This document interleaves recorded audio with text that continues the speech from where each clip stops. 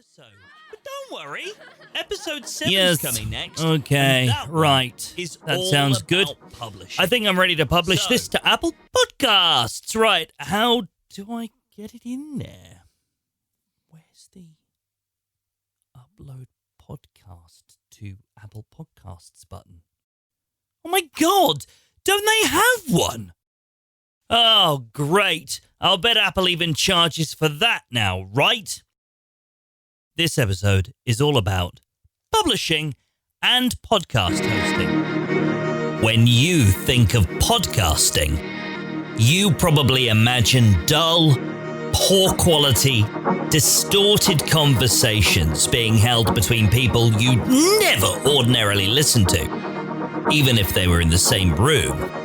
But there's another side to podcasting, and it might surprise you. I'm Neil from Podnose Productions, and it's my goal to help you ignore the static, edit out the misinformation, and learn the truth about how to make a noise in your space. This is Your Business Needs a Podcast. Whenever I'm talking to potential podcasters, there's one aspect of it that leaves them completely shook. How it gets from your recording device into people's phones. Now, about a year ago, this episode might have been about 3 minutes long. Thankfully, there's been a massive change to this part of the whole podcasting process. And, I could easily be here all day talking about this now. But to save your sanity, I'm going to keep it down to just a few minutes. If you're still at the early stages of planning your shiny new podcast for your business, you've probably not even considered how your show gets from your recording app, be it Audacity or Adobe Audition, to your listeners who favor the Apple Podcasts app. But I'm here to tell you, there's a whole process. Let's talk about podcast hosting. No, I'm not talking about that thing that you'll be doing into the microphone when you start doing that whole "Hi, and welcome to a new episode of the Please Buy My Stuff show." Podcast hosting, in this regard, is all about the often overlooked aspect of the production workflow. You're listening to this right now because my podcast host has allowed you to download it from their servers.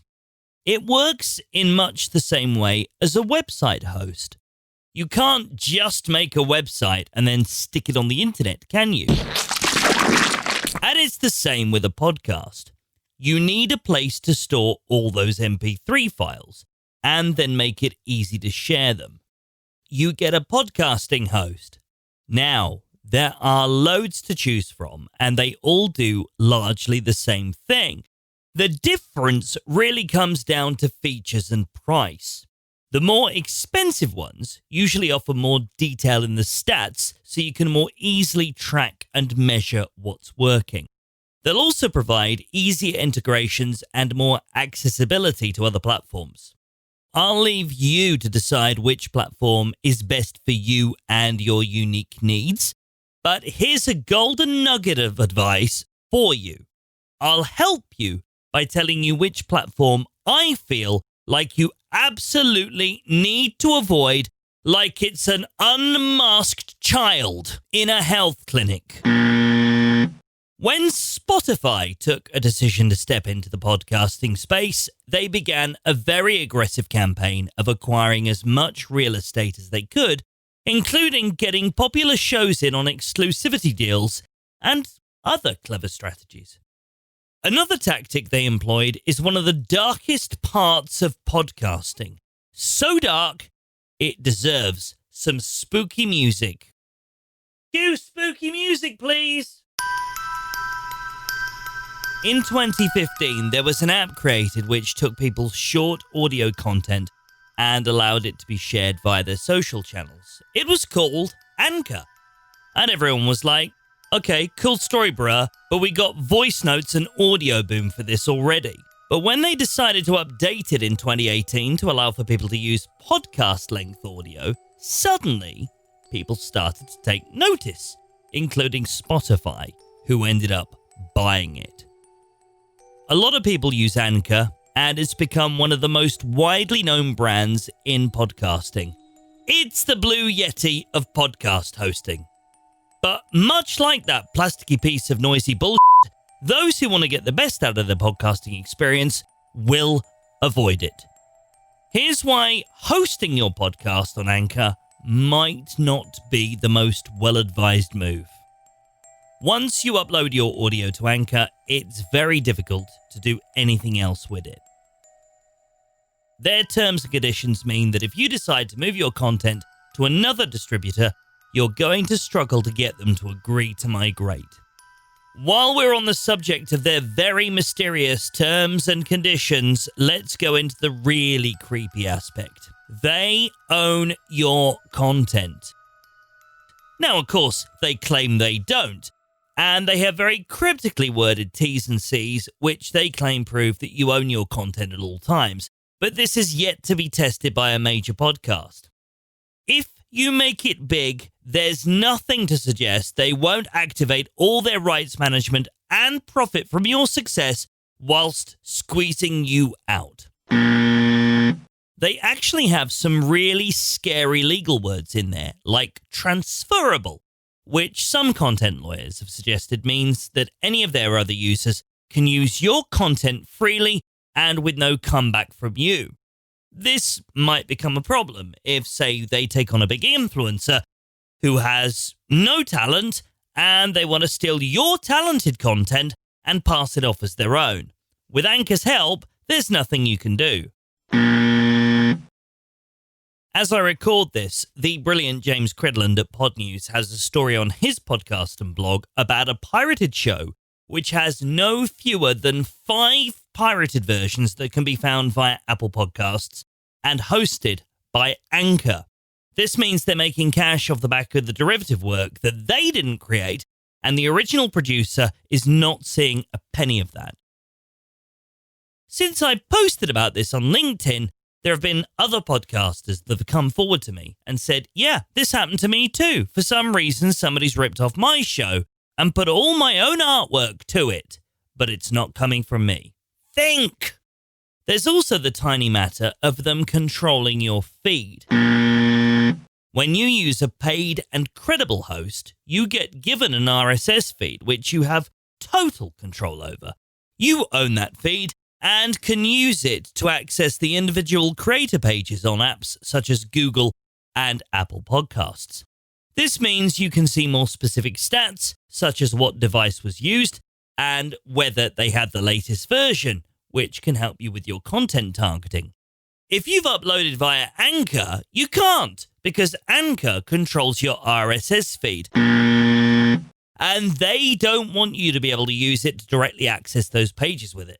After all, you haven't paid for that, bitch.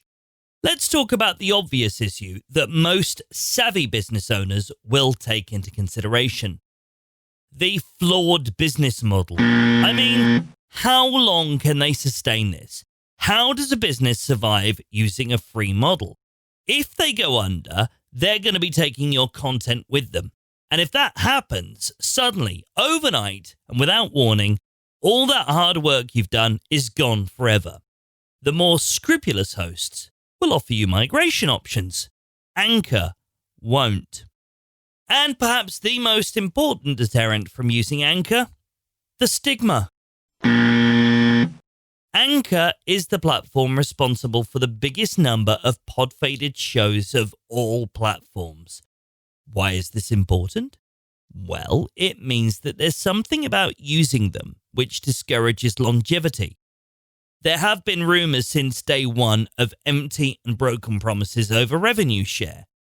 Podcasters have complained about obviously manipulated listener stats. And why wouldn't they? I mean, if they're promising you a share of their advertisers' cash, providing you can hit a certain number of listener downloads, but you're not paying them for full transparency, well, what's deterring them from screwing you over and holding out on the cash? Yeah, that stigma and the evidence of pod fade is an issue. After all, if you knew of a shop that was giving away something for free, but you then noticed the item discarded down the street a mile away, would you be encouraged to go back to that shop? Like with anything in life, if it seems too good to be true, it probably is. If you want to get your podcast out there using a reputable host who will offer you full control of your show, where it's published, when and how, as well as offering you access to all the stats you could possibly want, ask me about one of my Podnose network packages. You can find out more about me and the professional podcast marketing services that I offer by typing my website address into your favorite browser. Give it a whirl. Podnose. That's podknows.co.uk. That's podnose.co.uk. Okay, Google, find me a surprising podcast of the day. Okay, here's the surprising podcast of the day. The Lead Generation podcast from Lead Pages does exactly what I advise every podcaster that works with me to do. It says it all in the title. Now, although he's clearly shy because there's not much information about him other than in a few show notes, it's hosted by a guy named Bob. This particular episode, which I'm going to play you a clip from, is called Elevate Your Personal Brand with Confidence, guested by Kaylee Carr. She discusses how to put your image out there and own your space. Link in the show notes. A word that you use in your marketing is power presence. So I'd love just for you to talk for a minute about why having an awareness of our own power presence is so important. Power presence is really the ability to take up space and exude who you really are through all of those things, right? So it's your voice, all the communication points. So your visual presence, your verbal presence, your vocal presence, or vocal communication, your body language. Like, how do you take up space and how are you communicating who you are and what you're about through your presence? So I believe that each of us are different than the over 7.5 billion people in this world. And if we have the right foundation of understanding what our personal power is first, what are our skills? What are our talents and gifts? What are the experiences that have shaped who we are? What are some of our passions? What are some of the things that we want people to know us by, or what do we want to be known for? But also, what gives us joy? What gives us energy? All of those things, having an awareness of all of those things is the foundation. And from there, we can show up in a way that's consistent with that. Well, that's it for another episode. But don't cry, little lamb. We'll be back for episode 8. And that one will be a little bit different. We'll be talking to an actual podcaster about their podcasting experience. So make sure you subscribe. And then you can be sure you'll never miss an episode. Hit subscribe or follow via your favorite podcasting app at podnose.studio/YBNAP show. That's podnose.studio/YBNAP show. So, until next time, see ya!